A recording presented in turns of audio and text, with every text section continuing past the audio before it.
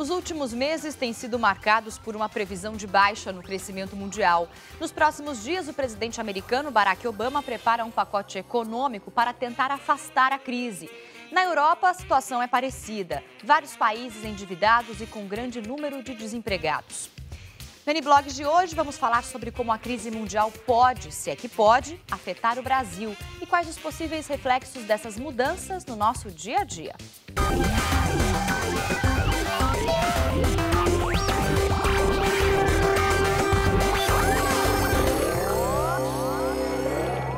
Olá, muito boa tarde a você que acompanha o N-Blogs ao vivo para todo o Brasil nesta sexta-feira. E manda um alô também para quem vê a gente na Europa pela Record Internacional, público de Portugal, Espanha, Inglaterra, Alemanha e França. O governo quer aumentar o salário mínimo para R$ 619.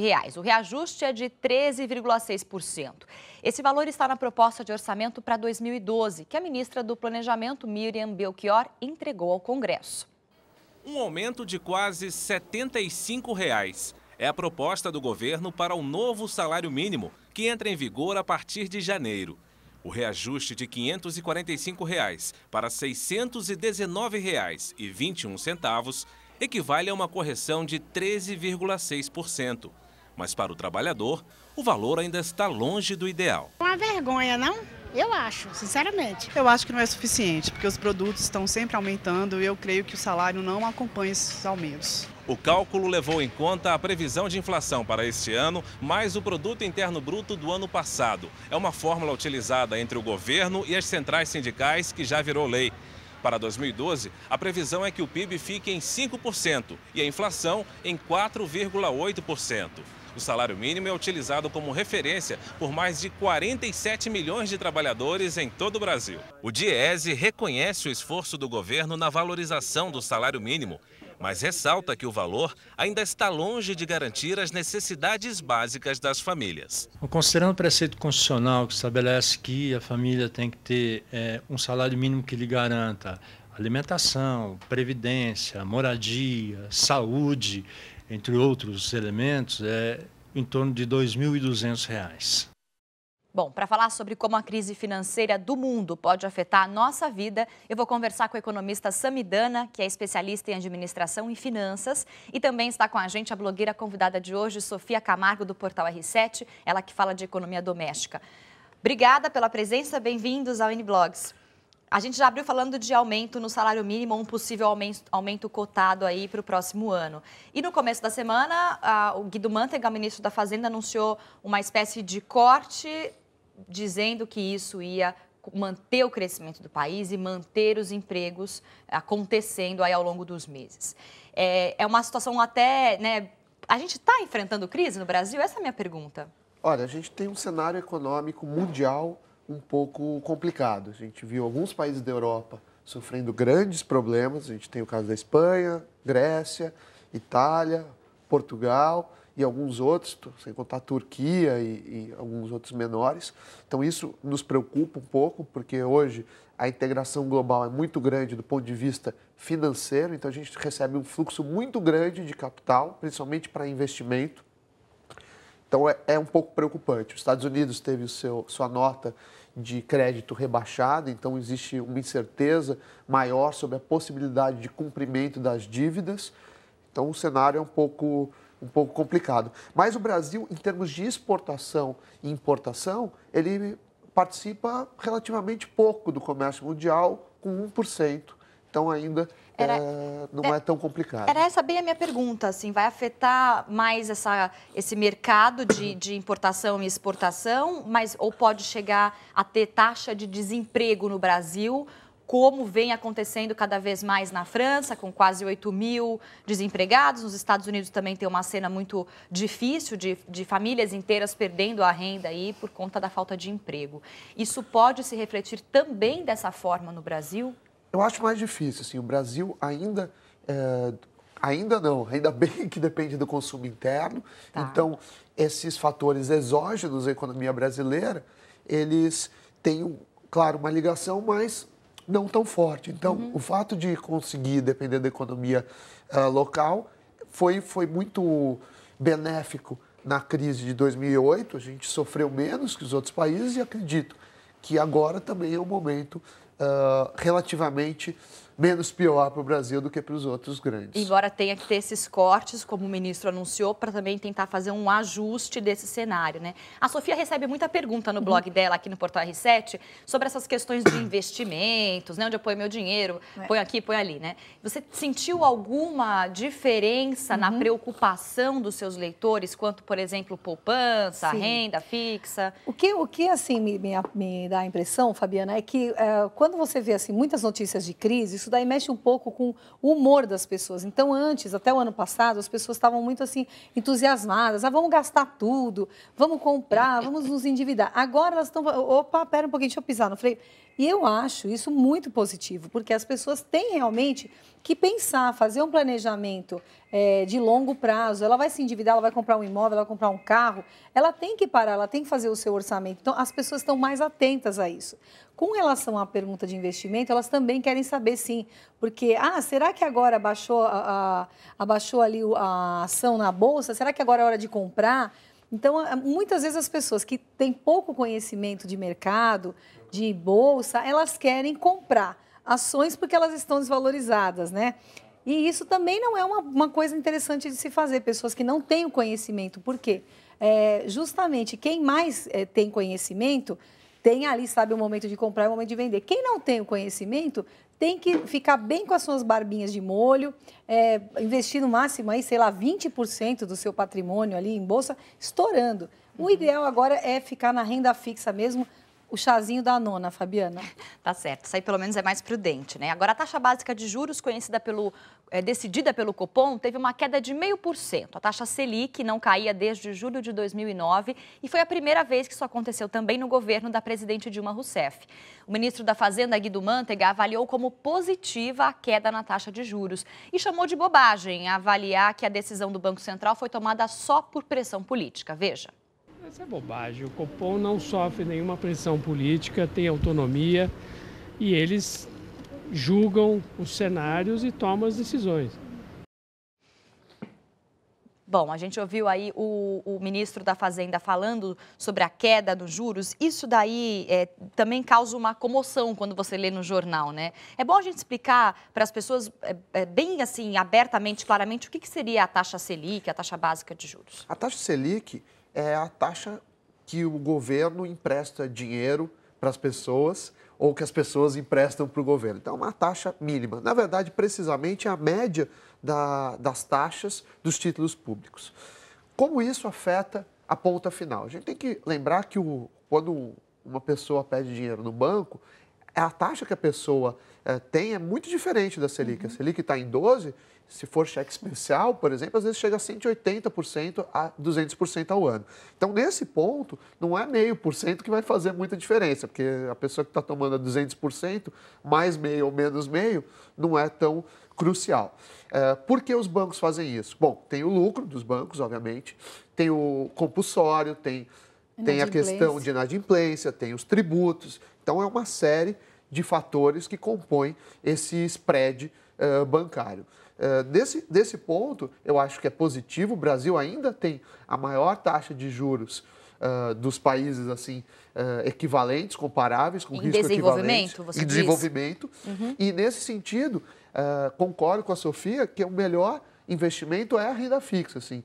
A Bolsa tem um risco enorme para um retorno que muitas vezes perde até da renda fixa. Então, a Bolsa não é um investimento nem que eu gosto, nem que eu aconselho, principalmente se você não é um especialista em Bolsa. Então, se você é um especialista de outra área, invista na renda fixa e aproveite que estamos num país que ainda temos taxas de juros muito altas. E também eu acho que a Bolsa de Valores ela está oscilando tanto, porque tem esse fluxo mundial, né, de compra e venda da Bolsa. E quando os Estados Unidos estão em crise, a Europa, isso claro que vai refletir nas cadernetas, nos cadernos aqui da Bolsa do Brasil, de São Paulo principalmente. Então, eu imagino que as pessoas também fiquem um pouco aflitas e às vezes o retorno nunca é imediato da Bolsa. Não, né? Na verdade, a questão do retorno imediato ou de longo prazo, tem vários estudos, inclusive eu tenho um estudo desse que mostra que em 10 anos, desde o Plano Real, então, se você investiu no primeiro dia do Plano Real, no segundo ficou 10 anos, a chance de você ganhar da Bolsa, a Bolsa ganhar da renda fixa é menos de 30%. Então, 70% das vezes que você ficou 10 anos, você perdeu. As pessoas acham que bolsa é longo prazo porque elas importam esse conceito dos Estados Unidos. Só que lá a taxa de juros não é 12%. É quanto? É 3, 4, depende da época. Então, é muito mais fácil você ganhar da renda fixa num país que paga 2 a 5% de taxa de juros do que num país que paga 12%. Então, essa ideia que bolsa a longo prazo, muitos especialistas recomendam, mas fizeram a importação do conceito errado. Quando eu estava fazendo meu PhD, as pessoas não acreditavam, eu estudei fora do país, as pessoas não acreditavam que a taxa de juros no Brasil era tão alta. Assim, eles acharam que era uma brincadeira. Então, e aí não dá para fazer uma comparação com duas coisas totalmente diferentes, né? Com realidades diferentes. Tem uma matéria no meu blog falando justamente isso, que em 17 anos, jamais a Bolsa bateu a renda fixa. Nunca. Sempre a renda fixa ganhou. Olha aí, gente, a renda fixa ainda é bem mais, além de segura, né? A chance de perder é muito menor. A taxa de juros e as taxas também. Não dá para comparar. É seguro, porque quem que está pagando aquele juro? O governo. Então, você vai lá e compra, por exemplo, do Tesouro diretamente do governo. Quem te paga é o governo. Quem te garante? O governo. Vale lembrar que a renda fixa que a gente está falando governo, é título do governo. Porque você pode ter renda fixa, eventualmente, de empresas, e aí, dependendo da empresa, pode ter um risco alto. O que a gente está falando aqui é risco quem baixo. comprou o CDB do Banco Santos, lembra? É uma renda fixa. CDB é você comprar um título de uma empresa, de um banco, por exemplo. Aí você tem... O risco está atrelado àquela empresa. Nós estamos falando aqui só do governo. Exatamente, que fique bem claro isso. Bacana. Olha, gente, a taxa de juros, média dos juros pagos pelas pessoas físicas no Brasil, teve uma pequena queda em julho, mas os juros do crédito consignado e do cheque especial aumentaram. Os dados foram divulgados ontem pelo Banco Central. A taxa de juros do cheque especial chegou a 188% ao ano. É o maior índice desde abril de 99. O crédito consignado foi para 27,9% ao ano. Já a taxa média, que reúne todas as linhas de crédito, teve queda de 0,4% e ficou em 45,7% ao ano. Para as empresas, a taxa média de juros voltou a subir, chegou a 31,4% ao ano. Bom, em tempos onde o mundo está atento às questões econômicas, à mudança de emprego, às vezes a perda do emprego, a gente ser prudente, mesmo que o nosso país tenha um desenvolvimento, né, constante e tenha uma atenção especial do governo, digamos assim, com o corte no orçamento, né? Visando não cortar projetos sociais, como foi divulgado no começo da semana, não entrar em cheque especial e não deixar de pagar o cartão de crédito, a fatura total, é uma dica boa também, apesar de a gente estar numa situação bem diferente dos outros países do mundo, não é? Olha, cheque especial e cartão de crédito devem ser evitados a todo custo. O cartão de crédito, até o dia da fatura, ele é seu amigo porque ele não tem juros. Mas passou um dia, você cai nessas taxas de 188, que isso é uma média de taxas. Como eu falei, em alguns casos ultrapassa 200%. Então, se você percebe que vai ficar devendo no cartão de crédito ou no cheque especial, a melhor coisa que você tem a fazer é vá conversar com o seu gerente, pega o empréstimo, quita o empréstimo que está mais oneroso, no caso cheque especial ou cartão de crédito, e parcele. Claro que a vida saudável que se fala tanto também passa por uma vida financeiramente saudável. O hábito de gastar menos do que se ganha é muito recomendado. E planejamento financeiro deve ser feito. Acredito que a Sofia também deve abordar bastante isso no blog. Olha, uma coisa importante também da gente ressaltar aqui é com essa questão da importação e da exportação não afetando tanto o Brasil, apesar da crise mundial, o preço dos alimentos, que é algo que preocupa a nossa população e sempre que tem um aumento no feijão ou no arroz, que são alimentos básicos, sempre causa uma comoção natural e que a gente tem que respeitar sempre. Vai haver problema no valor dos alimentos? Aumento? Isso pode ter a ver com a crise ou não? No último ano, a gente viu um grande aumento dos alimentos, muito puxados por consumos na Índia e na China. Então, os alimentos, apesar de a gente ter um mercado interno forte, as empresas sempre têm a possibilidade de exportar. Então, quando você tem uma alta global de preço, a gente acaba sendo afetado aqui, mesmo que não dependemos tanto de produtos importados. Então, alimento ainda é um pouco de incerteza. Eu, particularmente, acredito que não, que os preços já chegaram a patamares altos e devem se manter, pelo menos durante esse período. Agora, tem uma outra coisa importante. Ontem eu fui abastecer o carro no posto de gasolina, eu levei um susto com o preço do etanol. né? Estava R$ 1,95 no posto onde eu abasteci aqui em São Paulo. Também é um valor, assim, um pouco questionável. A gente não é um país que produz a ponto de abastecer bastante a demanda interna, porque esse preço tão alto. Com açúcar. Eu acho que a gente tem a concorrência com o açúcar, que é o que os economistas chamam da oportunidade de uso do insumo em si. Do recurso. Do recurso, cana de açúcar, né? Da cana, mas também acho que o governo tem que fazer políticas de desenvolvimento, já que a gente tem condição disso, porque se o governo não fizer uma política para isso, as pessoas continuam usando gasolina e você acaba, no médio e longo prazo, inviabilizando a indústria de etanol. Claro. Então, eu acho que isso tem uma razão econômica, mas o governo tem todo o poder para interferência. Talvez falta um pouco de atenção, né? Um país com juros altos, como eles estão explicando aqui para a gente, a Sofia e o Sami, e com um mercado, por exemplo, que dá para atender a demanda interna no uso do etanol, que é um combustível bem menos poluente que a gasolina, também tem esse porém, e acho que parece que tem uma coisa assim, tudo é repassado para o consumidor. Exatamente. Tudo é repassado para a população, né? Até que ponto a gente tem que investir nessa escolha que foi feita do governo, até que ponto eles estão abusando do nosso bolso? Quando você tem pouca oferta, né, poucas possibilidades, você falar em imposto de gasolina, não são tantas bandeiras diferentes. Sim. Então, você não tem uma concorrência tão grande. E você pode falar, não, o preço no Rio de Janeiro é diferente, mas você não vai até o Rio de Janeiro abastecer o carro. Claro. Então, a sua concorrência ainda é menor, porque você fica numa região da cidade. Então, dado isso, cabe o governo regular e cabe ao consumidor também fazer uma pressão de procura.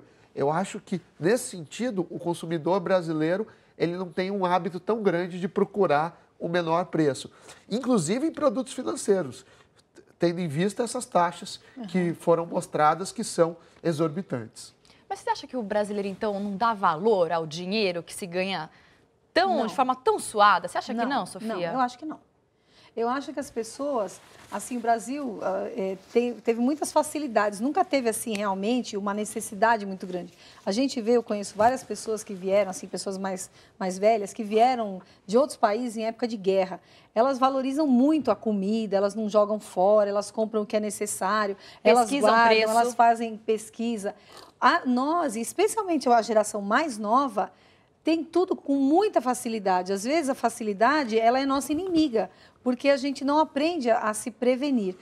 Eu acho que esse programa que o governo está querendo implementar de fazer educação financeira nas escolas, eu acho que isso é excelente, porque a gente tem que aprender a ser um pouco formiga. O brasileiro é muito cigarra, só quer, sabe, hoje, o sol, que lindo.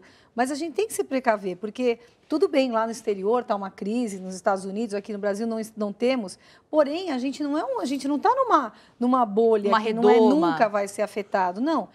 De repente, o emprego onde a gente trabalha tem muito a ver lá fora, vai ter um desemprego, então é importante que a pessoa aprenda a pelo menos economizar 10% do seu salário, verificar, sim, fazer pesquisa de preço, sim.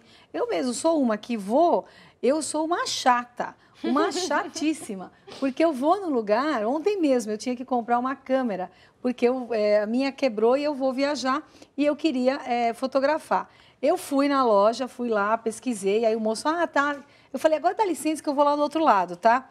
Mas assim, eu falei, com licença que eu vou lá. E ele ficou assim, me olhando, né, com aquela cara, mas eu te dei todas as informações, mas tem que dar mesmo todas as informações e você tem que ir pesquisar. Estava R$50 mais barato. Olha aí, olha a economia de R$50. Eu acho que tem dois pontos, né? Primeiro que o brasileiro, principalmente a classe C e em certa proporção a classe B, nunca teve tanto acesso ao crédito. Então, algumas pessoas não estão acostumadas e nem foram educadas para ter esse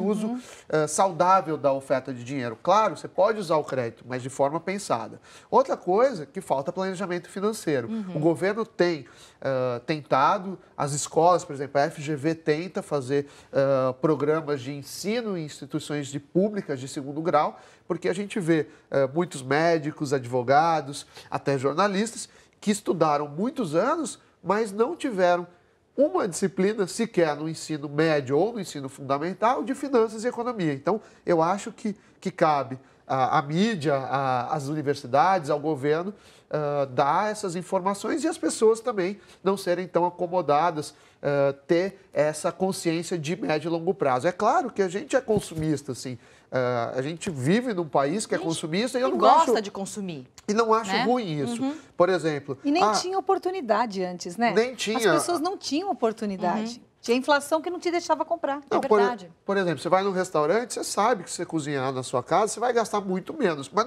eu não estou falando para as pessoas não irem. Eu vou muito em restaurante, mas eu sei o quanto eu estou pagando a mais. A questão é você ter um consumo consciente. É você falar, olha, esse bem, para mim, tem um valor agregado, seja um produto ou um serviço, e eu pago por isso. O que não pode é deixar se levar pelas emoções ou pela publicidade e acabar se comprometendo no médio e longo prazo. Eu mereço, né? Aquela vai, eu mereço. Eu mereço, mas na hora que vier a conta... Eu não mereço aquela dívida, eu não mereço. Mas olha, vamos aproveitar, continuar falando desse assunto de economia doméstica. Vamos conversar agora com a Sofia sobre o blog. O que tem hoje no blog Sofia? É r7.com/Sofia com PH, viu, gente? Fabiana, olha, hoje, ontem, amanhã terá imóveis. As pessoas estão muito interessadas ainda nessa questão de compra de imóvel.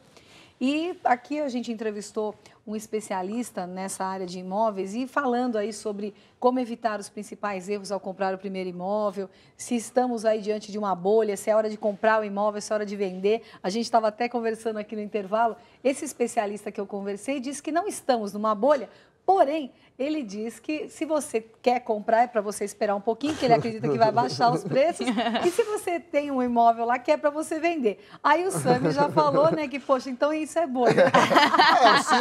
Se não é para comprar e é para vender, mas é bolha. Assim, enfim, a gente já viu, né, recentemente, que os preços, que já diminuiu bem a velocidade da compra de imóveis. Por quê? Justamente agora as pessoas estão um pouco mais atentas. Porque imóvel não é de um dia para o outro que você compra, né? Muitas vezes você vai financiar, demora 10, 20 anos, 30 compromete anos. uma parte extensa da sua renda. Então, tá muito bacana aqui essa lista aqui de cuidados para você comprar imóveis. A gente vai continuar falando disso no blog. Então, quem quiser tirar as dúvidas, entre no blog da Sofia, mande a pergunta, ela repassa para os especialistas. A gente falou sobre várias formas aí de como a crise pode chegar na gente, sobre prudência, investimentos, né? Vamos falar um pouquinho com essa oferta de crédito que a gente tem. Como que o brasileiro pode fazer bom uso e estar sempre preparado para uma futuro revés da economia, digamos assim? O Brasil nunca teve tanta oferta de crédito. Isso em todas as classes.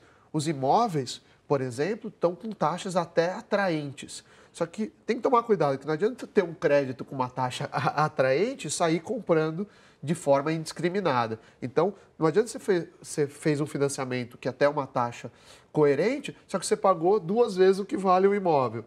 Então, tem que tomar muito cuidado. Acredito que o brasileiro tem que aprender um pouco mais a um planejamento financeiro. Eu sempre aconselho as pessoas a fazerem um apontamento dos gastos e das entradas para ver os grupos de gastos que são mais onerosos, que estão pesando mais no orçamento e evitar, já que tem uma potencial crise, fazer grandes dívidas, assim. Então, a compra consciente, o consumo consciente, eu acho que é o grande caminho para a felicidade, pelo menos do ponto de vista financeiro. Felicidade do bolso, né, gente? O N-Blog de hoje vai ficando por aqui, o tempo terminou. Eu agradeço a participação do economista Samidana. Obrigada pelos esclarecimentos. Eu que agradeço. Foi muito bacana. A Sofia Camargo, mais uma vez com a gente, obrigada. Eu que agradeço. E olha, quem quiser rever esse programa é só acessar o portal R7, r7.com/Record News. Na segunda-feira é dia da Amazônia, por isso vamos falar nesse dia sobre a situação atual da maior floresta tropical do mundo. Mande e-mail para o N-Blogs, dê sua sugestão via Twitter no @NBlogsTV. Eu te espero às 2 da tarde na segunda. Tenha um ótimo final de semana e obrigada pela companhia. Tchau!